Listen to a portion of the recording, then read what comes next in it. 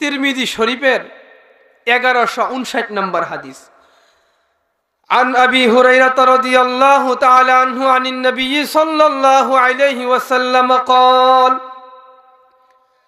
নবীজি সাল্লাল্লাহু আলাইহি ওয়াসাল্লাম বলেন, লাউ কুনতু আমুরু আহাদান আন ইয়াসজুদা লি আহাদিন, নবী বলেন আল্লাহ ছাড়া যদি কাউকে সেজদা করা জায়েজ থাকতো।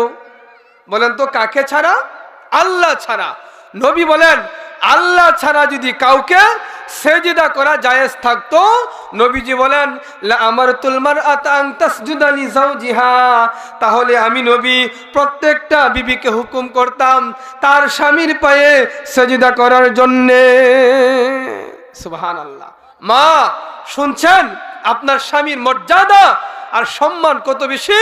নবীজি বলছেন যদি আল্লাহ ছাড়া কাউকে সেজদা করা জায়েজ থাকতো, তাহলে প্রত্যেকটা নারীর জন্য আমার নবী হুকুম দিয়ে দিতেন, ফরজ করে দিতেন, ওয়াজিব করে দিতেন যে প্রত্যেকটা বিবি তার স্বামীর পায়ে সেজদা করবে।